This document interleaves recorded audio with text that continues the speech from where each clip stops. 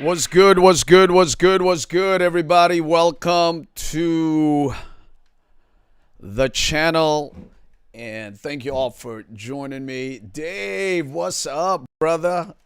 Dude, come on through. Come on through. I think you have my interview mode, right? Come through, bro. Yerp. Yeah, yerp. Good morning, everybody. I was supposed to have a Clubhouse room right now talking about the giving economy and how to give effectively. But Clubhouse is having some growing pains this morning, and we don't want to miss the opportunity to share on this, what I feel is very important.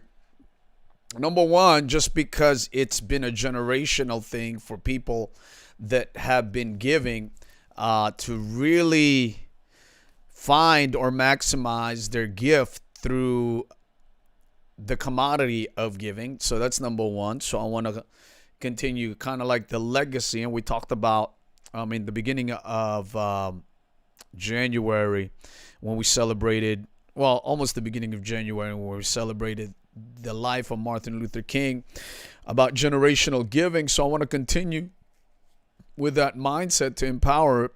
But also I want to go talk to people, for you and I, for those of us that are entrepreneurs, those of us that are looking to establish businesses and maybe gain ground in this new digital world that we live in this new economy, in this new marketplace. I want to come and really share with you what I feel, or what I see, rather, a more scientific term, what I see that are happening or that are being employed by those that are actually making things work, and those that are actually gaining ground and foothold in our current society. And I see it more than ever, y'all. I see it more than ever. I don't know if you see it the same way, but I've seen it more than ever. That the givers are the one that is exploding in this new marketplace. Places like YouTube, like this, what we have here in YouTube. I mean, people are being monetized, people are being sponsored, people are being given branding opportunities because of their consistent and benevolent and authentic giving on YouTube. There are, of course, in YouTube, there are some membership only places, obviously, and we'll talk about that in a few minutes. When it comes to monetizing YouTube, but a good amount of people are heading to YouTube. Creatives and creators and business people and entrepreneurs are heading to YouTube, sharing their knowledge without really resisting, or rather capping what they know, and they're giving it in a detailed plan. And you'd think they'd be losing. You'd think by giving, you'd think by sharing their thoughts, by being so benevolent with their knowledge, you'd think that they'd be losing. You'd think that they'd be crushing, or they're being crushed by their relentless and authentic giving. But what you find are people, are creatives, are business people that are actually exploding in the midst of their giving. That's the big question in my mind, right? How can you continue giving and yet position yourself to gain explosively? How could something, quote unquote, be free and yet come back to you with such immense power and potential for gains? How is that possible? And yet we find it every day. Elon Musk was on Clubhouse the other day, and maybe collectively there was over probably 100,000 people on the platform and elsewhere, or maybe even more, if you include YouTube and other spaces, that was probably rebroadcasting his Clubhouse talk, his Clubhouse interview, and really conversation. And he wasn't charging anybody. I mean, Clubhouse is a free app. Obviously, it's an audio-based app that, for the most part right now, only those that have iOS devices can go into and take advantage of. But it's free. I didn't, outside of paying for my phone, I didn't pay a fee to get into Clubhouse. Every single day, and probably the reason why Clubhouse is experiencing its growing pains today, because every single day, every single hour of the day, every minute of every hour of the day, somebody, some expert, some guru, some mentor, some coach, some teacher, trainer, some business elite is on Clubhouse discussing how they got there, discussing their story on how they gained what they gained, how they were able to turn poverty into wealth, how they were able to turn pain into prosperity, how they were able to turn heartache and hardships into health and wealth and longevity for themselves, for their families, and for their businesses. They are there every day without charging anybody an entry fee. And you'd wonder, these people are losing their minds. Why are they giving so easily and readily into people that do not know them, that probably they cannot profit from in some way or shape or form? They are probably just mooching. They're probably just taking notes and not considering that what they're hearing right now may be worth $1,000 an hour, $2,000 an hour, $500 an hour. They are just giving it for free. Why would people do that? And I'm telling you right now, and I'm a proponent for it, and some of you are beginning to pick it up. I'm seeing it online. I'm seeing it with the friends that I have. I'm seeing it within the circles that I enjoy online. That it is this newfangled thing of the giving economy. And I think it's birthed really from the 2020 season. It's birthed from everybody having to be quarantined and placed in isolation in their homes, and only the opportunity to get out and connect is through the internet. And the way to express that you are of value or you are of means in your mind and in your spirit is through conversation. And also because people are not finances are strapped and people are not working the way they're working now. And so people really don't have anything to give. I mean, to pay back that much, And so benevolence rose to a new level, I think. I mean, Zoom, for instance, Zoom, the company that it really exploded in the pandemic, the video conferencing company that you and I probably started with in this pandemic, gave away a lot of their hours, a lot of their server space to folks and children and young people and students and non-profits that needed to communicate to their audience, that needed to communicate back and forth with their teachers. They gave it away pretty much. The U.S. government actually provided a way for our loaners, those mortgage companies that loaned us the money. They actually provided a means for them to be able to help the communities that they serve to navigate the new environment in this time frame by giving them some reprieve, allowing them not to pay for their mortgages at the time that they did not have any money. Of course, we understand it has to be paid back. It's not like an invisible loan that has just been washed away. I understand that. But the very idea and the very notion that we'll give you a handout and we'll give you a leverage and a way for you to be able to support yourself or be able to use the monies that you would put into your mortgages and put it into serving and saving your families during this pandemic is a great move for people that are known for what? Are known for greed, are known for just wanting finances, are known for taking from people,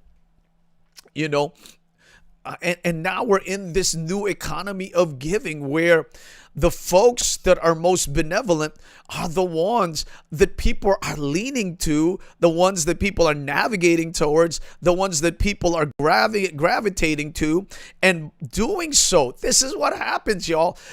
When that happened, when that giver continued and maintained his authenticity, her authenticity and consistency throughout the whole entire time, what happens is that when people begin to gain now, begin to get some money back into their hands, they are going to remember those that gave to them when they needed it the most. And this is what the giving economy is all about. Now, I went to Clubhouse in order for me to express my thought about effective giving, because obviously people are going to give, but there are certain parts of our society and even in our own circles that you got to watch out who you're giving to, because you could spend energy and time and thought and even money into fields and into groups and into circles that will not respond and resonate with your message. And so, yes, we've got to learn how to give, but you got to give effectively. And so today I want to touch base on that, and I really want to talk about effective giving for those of us that are giving, because in my mind, honestly, we give with a sense that we're giving not to gain necessarily, but we're giving because we understand that giving opens up the hearts of givers. Okay? And that our giving will make room for returns, all right? And every investment has a return. And so we're not giving into a void. We're not giving into a bottomless pit. We're giving into healthy soils. Much like a farmer sowing a seed, he just throws out the thousands, the millions of seed out there. Hello. Thank you for stopping by. And so we have to understand we've got to be effective in the way we give. Why is that? Not that we're limited, not that there's lack in us, but we have to understand the value that we are giving, the value of who we are, the value of what we're providing, and understand that what we're giving into or who we're giving into, hey, they may never return to us financially anything that we've given them, but hopefully that they can take what we have shared with them and they could change their lives and the lives of their families, and hopefully our giving will become generational giving. And the fact that we gave today will affect those people outside of our realms forever. But most of the time, if not all the time, when givers give, it opens the hearts of other givers to return. All right. And so the first thing for effective giving is this: you've got to give from your enjoyment. That's the number one thing. You've got to give from your enjoyment. Why is that so important? Because you've got to first give to yourself. Okay. In order for you to be an excellent giver, in order for you to flourish as a giver, in order for you to continue giving, you've got to love what you're doing. Otherwise, it becomes a task. Otherwise, it becomes a chore. And it's no longer, what's going on, Digital Buddha? What's going on, Dave? Blessings to you, sir. Good morning. Otherwise, it becomes a task. It becomes a chore, and you don't want to do it anymore. And it becomes inauthentic. That means you're no longer giving from who you are. Now you're just giving to meet some type of social demands or some type of what's going on, Lola? Good morning. Good morning to you, my dear. All right. So you've got to give from your joy, because from your joy is where abundance lies. From your joy is where authenticity lies. From where your joy is where consistency lies. In order for you to see the returns on your giving, you've got to understand the one thing is that you've got to enjoy what you're giving, because in order for you, again, to receive anything back from what you've gained, to get some investment return or to return on your investments, you've got to enjoy what you're doing. Because we understand we understand the cycle of giving, right? You got to give authentically, consistently. And in order for you to give authentically, consistently, you've got to be giving from your joy. All right, so what does that mean? What does that look like? That looks like when you're sharing, when you're giving your knowledge, you are just enjoying every moment of your gift. Whether 100 people show up on your chat, whether 1,000 people like your post, whether you get subscribers, where you get content, or whether you turn a buck, it doesn't matter. To you, you're doing it. You're enjoying it. You're loving it. You're seeing the fruits of your reward. If you're creating something, you are just amazed at your own creative ability. It doesn't matter if somebody buys it. You didn't buy it to be sold. You didn't do it to be sold.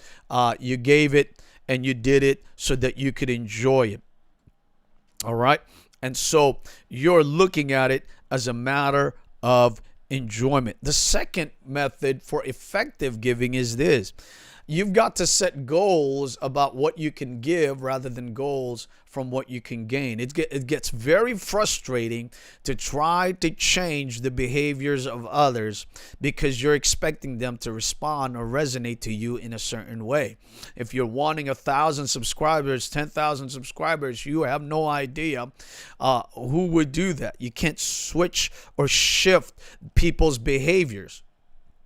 All right, we can't do that. And so the only way you could do it is begin to give from yourself. You have to pour in from, you got to set goals that is dependent on your give. So for instance, I may want 1,000 subscribers, but I can't make 1,000 people subscribe to me. But what I could do is then enjoy what I'm doing, so much so that I'm giving a value to those that would listen to me. Value then would turn around and make people shift the way they see things, and maybe because you're giving them value, they will log on and they will subscribe to your channel, like your videos, comment, share, and do all those other things that you want them that you desire for them to do, but you're not doing it for that. You are doing it because you are determined. I'm going to make a video every 3 days from the thing that motivates me. So for instance, I'm going live here dependent on my desire to help others see the power of giving. That if you would open up your hearts, if you would open up your minds and understand that people that will return to you the value that you are giving to them, it is because of the power of your give, the consistency of your give, and it's because of the purpose of your give. And if you're going to continue saying, man, I want 100 people to subscribe to this video, you may find it very difficult for you to do that. But if you say, I want this video to be the best that I can make it, I want this video to speak to a certain audience, I want this video to change somebody's mind, I want this video to elevate somebody's thinking, I want this video to get somebody out of their rut. If you're looking at from that point and you're beginning to search, what can I speak about that can shift people's mindset, that can make their life better, that can turn their lives around, turn their businesses around, turn their family situations around, turn their relationships around? What can I do to do that? And from there, you begin to enjoy it like I'm enjoying this discussion and giving.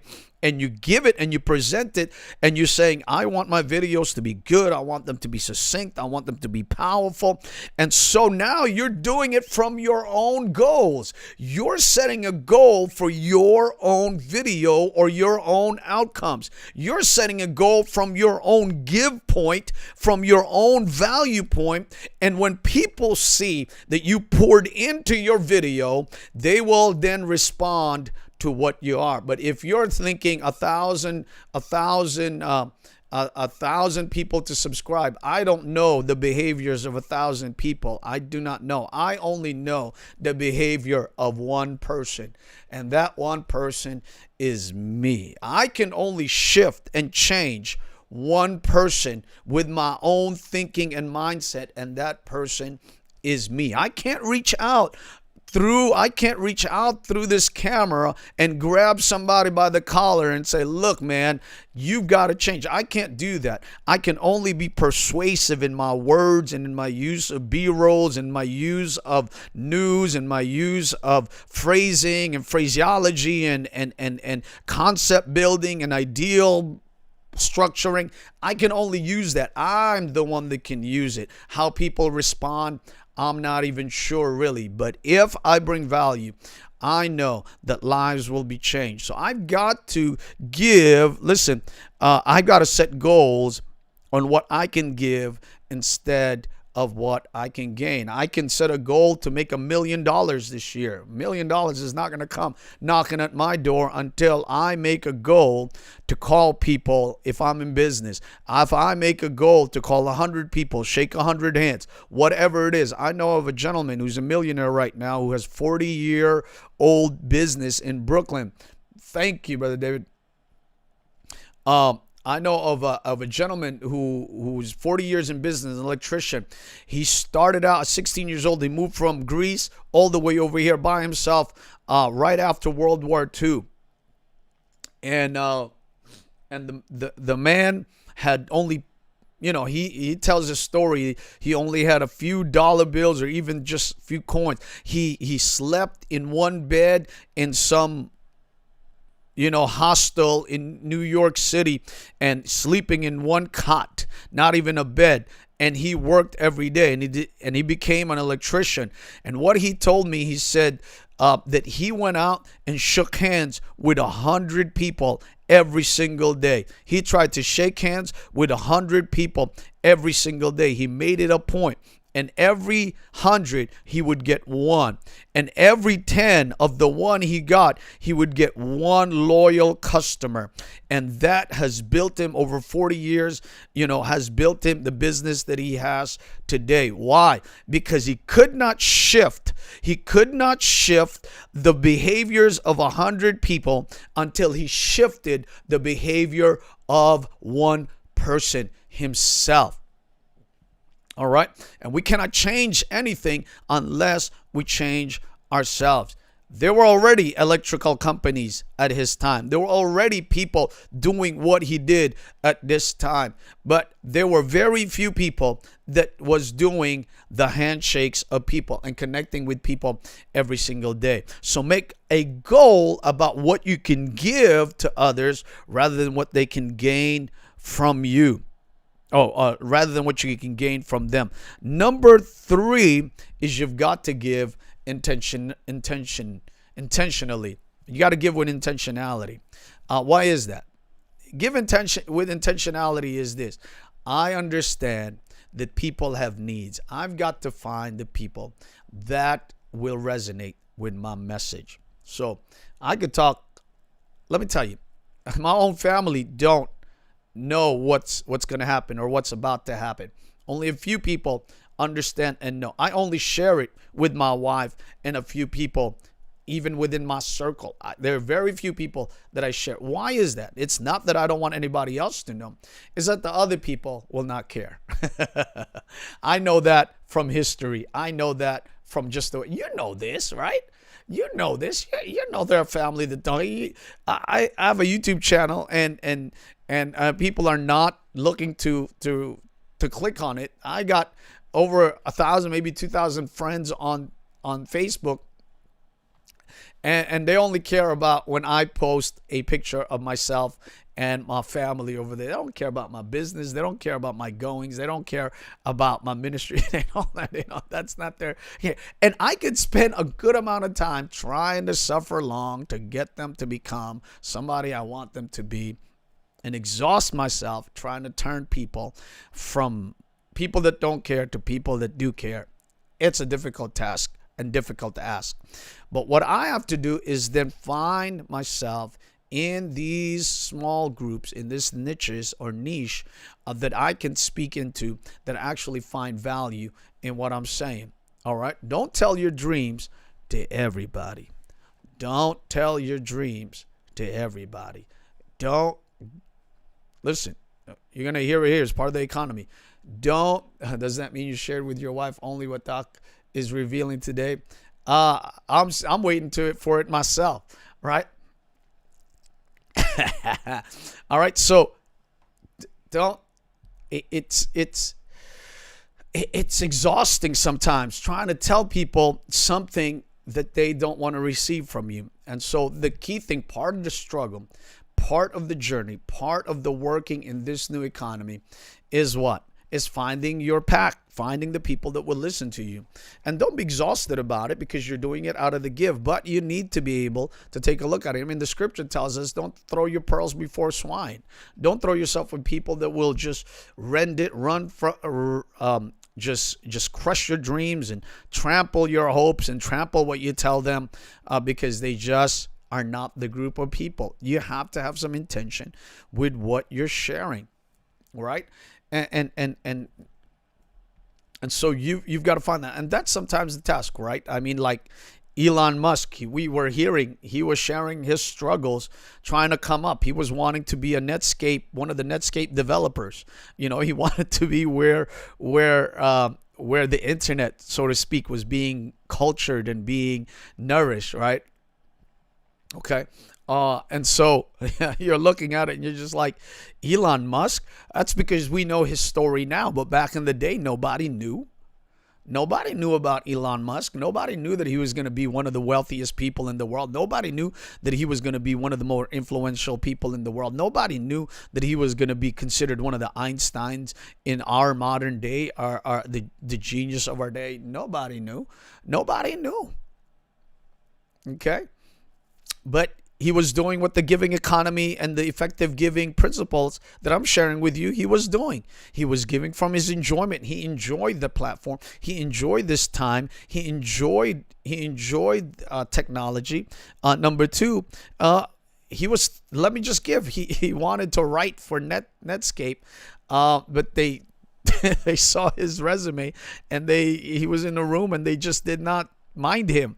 And so he wrote his own book and his own manual, and I forget now what the thing he wrote, but he was sharing how that he wrote this on. He published it himself. This was his thing. He published it himself. He put it online.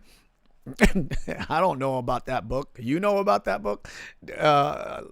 Lola, Dave, do you guys know about that book? Nobody knows about that place on the internet. And he laughed about it too. No one knew. No one knew in the 100,000 that were listening to him that he did this thing. And he was very proud of it because he mentioned it on his Clubhouse talk. Right? But he gave it from his own joy and he just put it out there. But ultimately, he found the people that would listen and that would be affected by his giving. Listen, find the people that will be changed and effectively moved by the things that you're giving. Do not frustrate yourself trying to make your own audience. Find the audience. Let me share with you, and I try to make my talks more comprehensive and less preachy and less of and less kind of like churchy. But I do want to share with you this one time where I felt God speak to me, and I heard him say to me, because I was frustrated. I was young. Nobody was listening to me. And he said, be yourself and I will put people around you. Right? I'm telling you right now, and it's a journey. Probably now it's being realized. I have David here. You guys are here online. Part of an incredible community. Admins in several creative communities and being looked upon now as a voice within the community. It took some time, but I remember God's voice. Be yourself and I will put people around you. And that's the key thing. And I struggled with being myself because I was trying to formulate. Listen to this. This is good, y'all. I was trying to shift who I was to fit audiences that did not really resonate with who I really am in the core. And so I struggled for the most part in my early adult life, I'm 46 this year, 45 years old, in early adult life, trying to find my own voice, not because I didn't have it, but because I was trying to templatize. I was trying to bring myself into modes that I think people wanted me to be in, and I did not and could not flourish. Why? Because I was not me.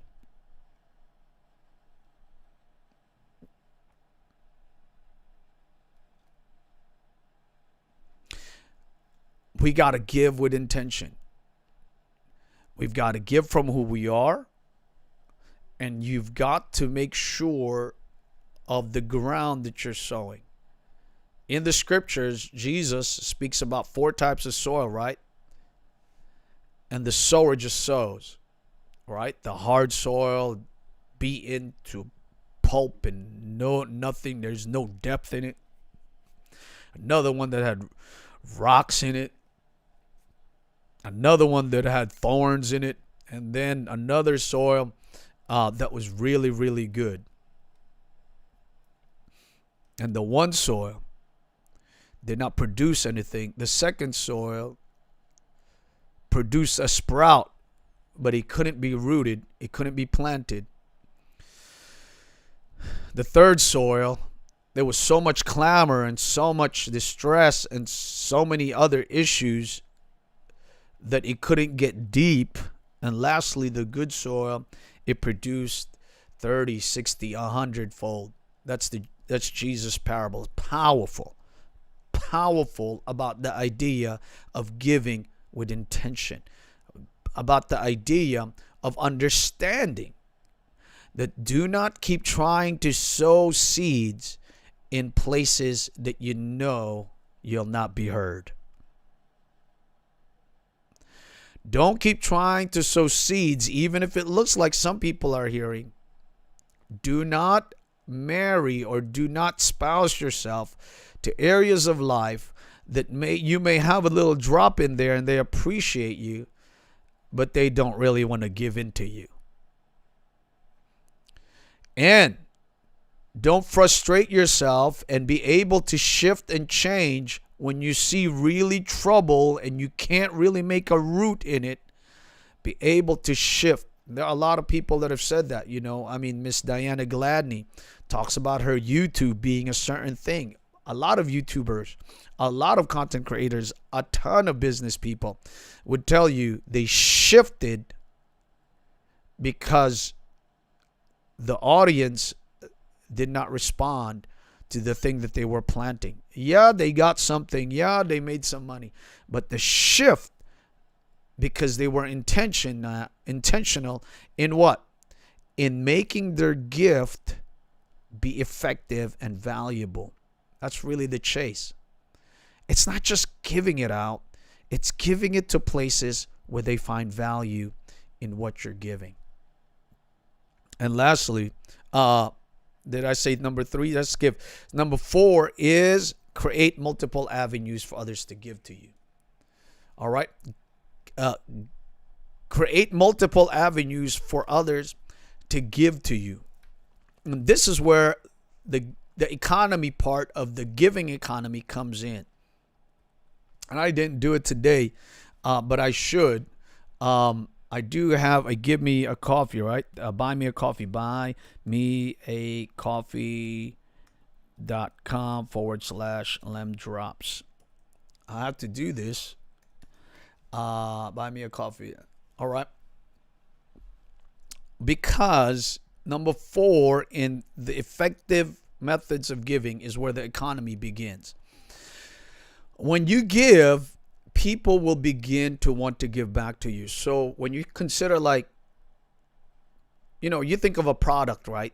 You think, well, I'm not giving anymore. I'm selling now. But in reality, you're still giving. Sure, it's now produced. Sure, it's now systemized. System, whatever. It's now placed in a product look. It's now placed on a website where people can click on. It's now transferable. It's now repurposable or reproducible. It's now in a way that can begin to have more people receive it. So for instance, when I write this book, now I put my thoughts into this frame. So now it's a product now. And we may think, well, now you got to sell the product. And in reality, the giving has just become multipliable. It is now available for other people that do not know you within your circle to receive from what you've given. Okay, so now you can have your giving affect lives of people that are farther away from your center, from your core.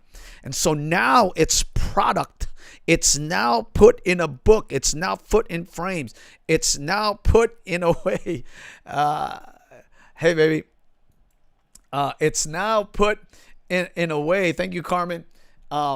It's now put in a way that others can receive from it and return to you a gift. And so the gift, because every time you give, there will be a giver that desires to give back to you.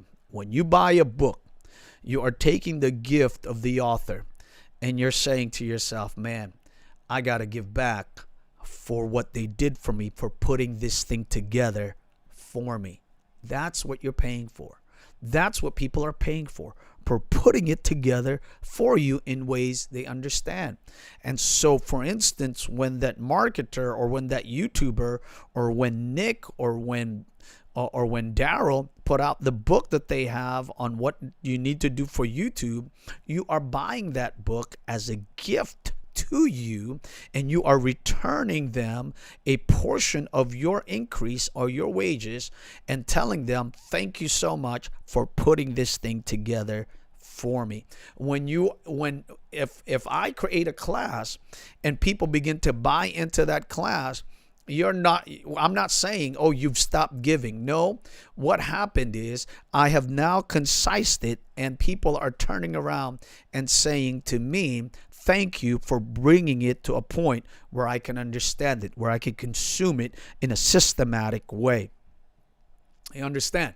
And so now there's an exchange. I give you money and for your giving. And so what the givers need to do is we have to open up and create multiple avenues for others to give to you. I have up the buymeacoffee.com/lemdrops. That's an avenue for people to give back to what I'm giving them.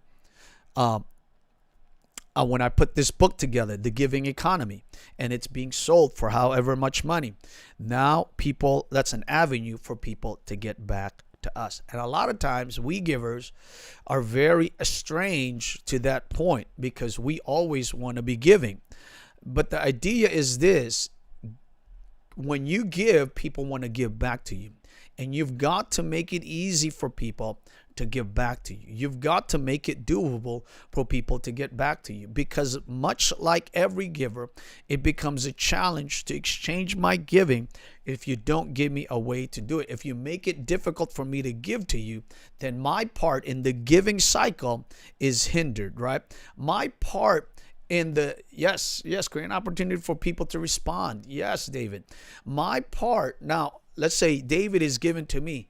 My part to give back to him will be blocked if he does not give me an avenue to give back to him. And so in order for the cycle of giving to continue, we have to give people opportunities to give back to us. Yes, it looks like it's in a product form. Yes, it looks like it's in a marketing form, a sales form. But in reality, we are crunching down our abilities and our gifts and giving it to people so that they can use it in the way that is easiest for them to consume. In doing so, people then give back. So it's an exchange. And don't make it don't make it difficult for people to give to you. Make it as easy as possible. And those that will value what you're giving will give back to you in a form of payment. And that's the economy of the giving economy, right? Now, this is the mindset of the giver. And I know this because I talk to givers all the time. This is the mindset of the giver. I received the last one the 5 points of effective giving. On Instagram, I put 6 points, and I realized why I put 6 points. It's because I skipped number 3. But let me tell you. All right, the 5th point of effective giving is this, and this helps you to receive.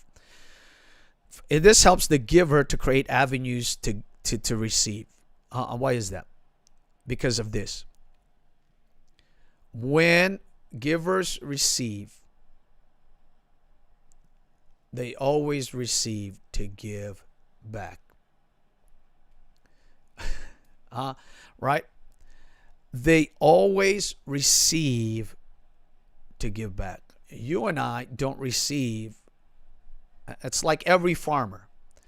He takes what he needs and replants in order for him to get new ground, new soil, new harvest. All right? So when you, on the point number 4 on effective giving, different avenues to give: a book, CD, YouTube channel, a class, a workshop, a seminar, all these different things.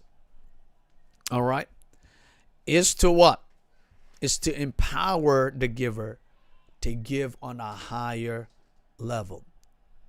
Because what happens? What happens? When a giver starts giving, most of the time they are hindered to give fully by what? Their responsibilities and their money constraints. So they have to pay for certain things, and they have to work, and they have to do all of that stuff. But when you give, and when you open up avenues for giving, it releases you from having to mind the other things to help you give. So Bradley puts it this way, and I'm sure he heard it from somebody else. The giving, the hard work or the giving allows you to receive so that you can begin to do the hard work, and the giving could meet the hard work. Okay? Meaning the giving that I receive will now pay for the things that hinder me from giving more to the people that need me.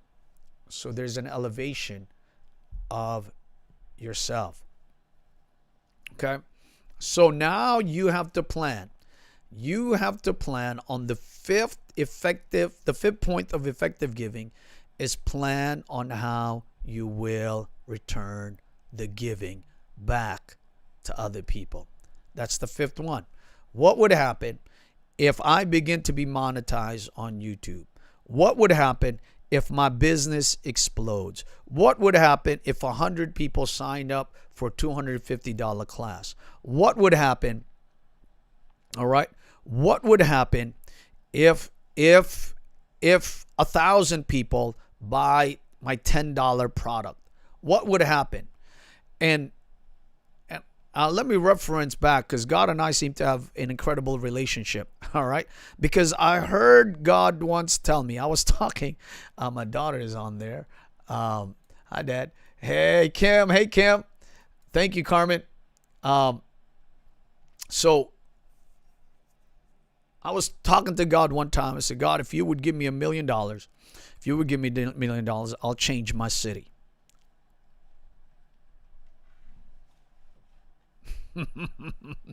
You know what God said to me? I gave you $100. What will you do with that?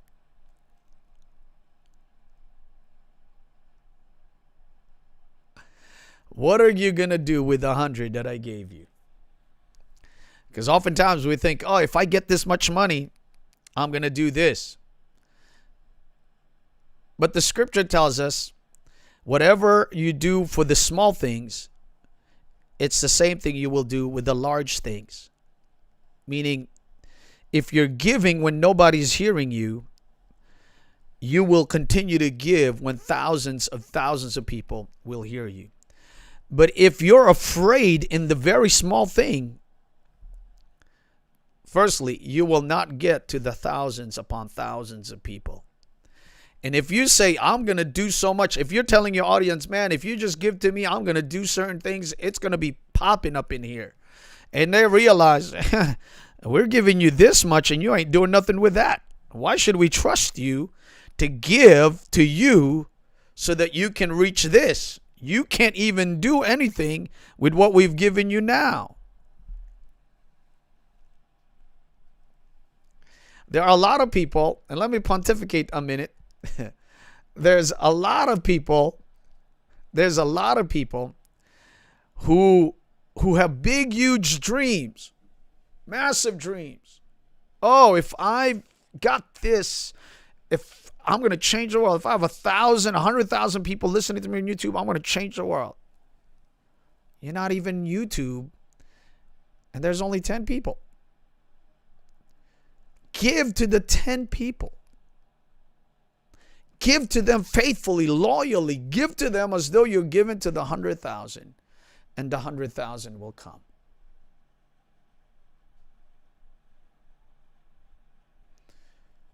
$100,000 will come. Give to the 160 that I have here on YouTube. Be faithful to it. Give to it every single day. Every single time you said you were going to be there, be there. Every single time you said you were going to share something, share something. Do it as though 100,000 people are waiting on you to do it. Right? Give it. Give it to 0 subscribers. Give it. Give it. Faithfully, loyally, give it. Because soon enough, your giving will breed confidence in who you are and will bring you to 100,000, 1,000,000 people or more. So, what will you do with 100?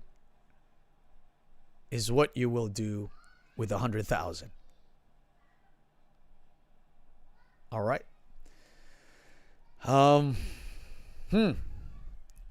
Man, I hope that's been of value to you guys. Thank you so much. If it has, share. Carmen wanted you to jump in, but maybe next time. Kim, thank you. You see my daughter hopping on here online. Oh, that's the reason why that's the reason why. I'm so sorry, Carmen. I don't know if you tried. I realize now what happened. My interview mode was off. Hello. My interview panel was off. Oh my goodness. Oh man. Thank you, David, for hopping on, man. I appreciate you guys. Thank you, Carmen. Thank you, Lola. Thank you, Kim. Thank you, David, for hopping on. I in the next 30 minutes or the next hour, we are going to be hearing some incredible news. It seems that way, and I'm telling you right now, whatever that news may be, it is coming. Not only from the point of giving, because of the giving. Listen, you heard that? Not only coming to give, but it was birthed out of giving. You want to be in that place, y'all. We want to all be in that place where what we are about to launch gives to other people, but in reality, it was birthed from giving to people. And that's the giving economy, everybody. I'm going to continue talking about it, and hopefully you guys enjoy it. Let me know what's up. Thank you. I don't think that I have that link.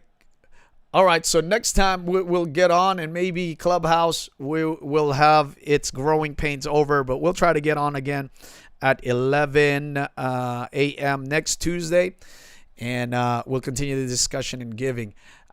Appreciate everybody watching, listening, and thank you guys. If you are a subscriber, I appreciate your subscription or your to the channel. Thank you for liking this video, and for more videos on giving, the giving economy, check out all the videos online. Can't wait. Dave, Lola, Kim, Carmen, for those of you that are here online from the LGA community, we'll see you at 1 o'clock. Until next time, everybody, thank you all. And let me see what I could do here. Let's see if this has changed.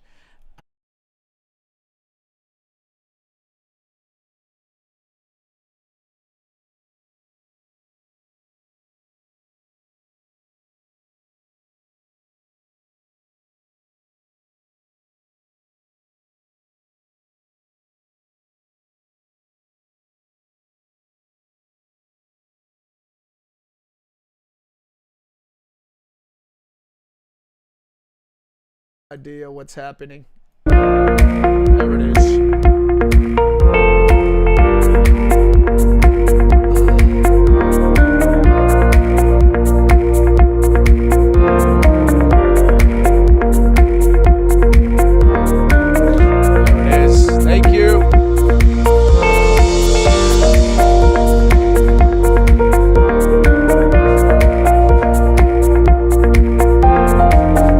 Everybody.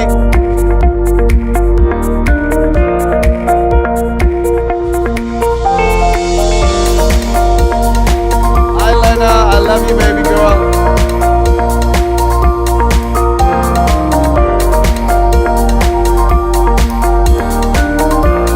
Yes, Carmen, very true.